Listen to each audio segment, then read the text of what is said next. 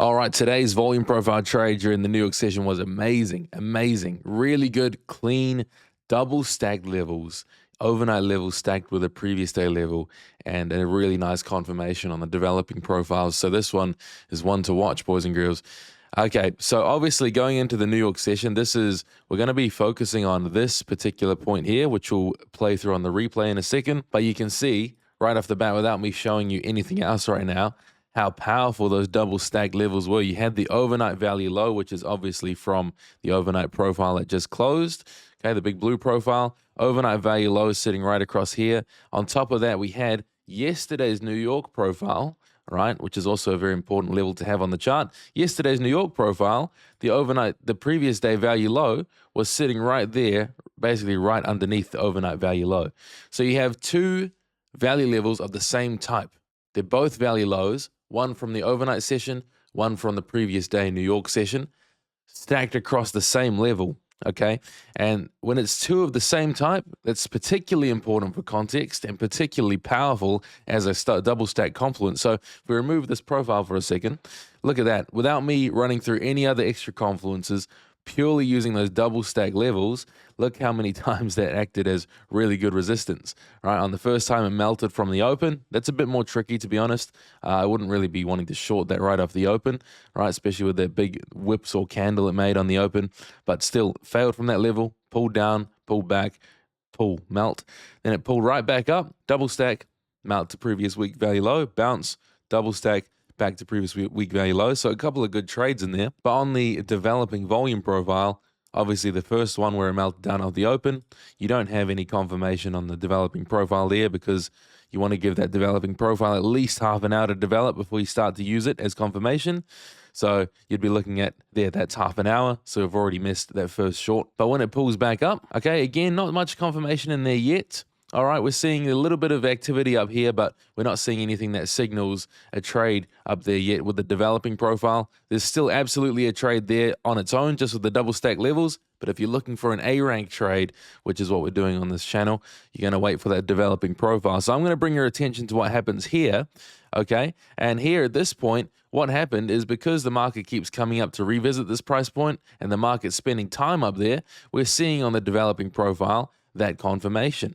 So we have a point of control, developing point of control, and a high volume node have developed basically right across these double stacked levels.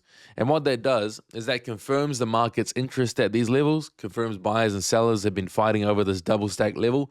It's a level of high interest. Makes sense. Two stacked levels, both are the broken value area lows of overnight and yesterday's New York. So that's good. It confirms the market's interest there. The next part that's the biggest clue to this and why this next short is the most highest quality short from this area versus the first few taps is that not only did we put in this point of control here now, but we've now also failed off the point of control. So when you see a high volume node develop across stack levels like this, typically that's a sign that maybe we're going to be looking at a breakout from these levels if the market is able to hold on that node.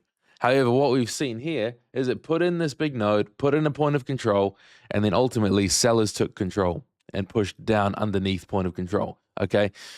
That's a big clue, a big piece of source for you guys on this channel here.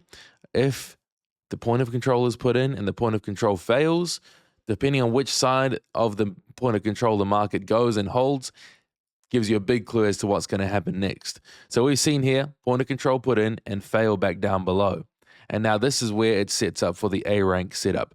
So as the market pulls back, you're going to be wanting to look to grab your entry at that point of control as it comes back to retest on the underside. We've seen that acceptance across these levels from the market. The market likes these levels, and we've seen that failure below, indicating that a short is the more likely play here versus trying to long this breakout. Getting short, right, at that developing point of control with those stack levels behind it as extra confluence. Stop loss, you just want to have behind the point of control node. Okay, anywhere behind that point of control node is suitable. I personally like to have them behind also the stacked levels. So 130 ticks stop loss is what I'd personally do here. 130 ticks. And for a take profit, you can take a simple one-to-one. Highest probability trade would just be going just above one-to-one and taking off the trade at the previous week value area low. With A-rank trades, you do have a lot of confluences setting up here for a good short. So In these cases, I am more willing to go for a bigger trade, so targeting the developing value area low, while maybe taking some profit off at this level can be a good move here. So watch what happens. The market pulls back, test that point of control, test those stack levels again, and watch what happens. Now you get your big reaction.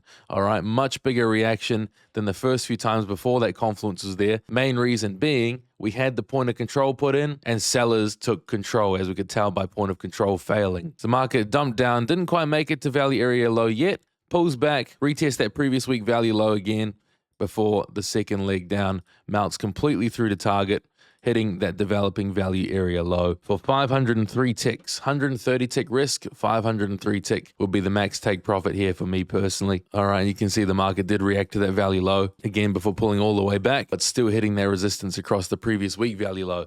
So that was a really, really good setup today, again, using the double stacked overnight value low, previous day value low, and developing profile to help confirm the trades and get the A rank. Like I said, there's plenty of good B ranks across there as well, which I absolutely would have taken personally as well had I been trading New York, which I would absolutely take if I'm trading New York, right? Really good B rank double stack levels across there for quick trades, but the highest quality trade, the A rank trade with all the extra confirmation from the developing profile, is no surprise that that's where the bigger move came from, all the way back down to value low of the developing session. So I hope you found that helpful. I know you guys are liking these a lot from the comments I read so far, and if you do want to go a little deeper and learn more about these confluences, more about volume profile trading, the link to the school community is pinned in the comments below. We're about to go into our group coaching session in about 2 hours from the time I post this video with our weekly hot seat. We'll break down the submitted trades from you guys, run through all the confluences, what's good, what's bad, and then end the session with some giveaways, prop firm giveaways. So I'll link that below if interested. Otherwise, I'll see you again tomorrow.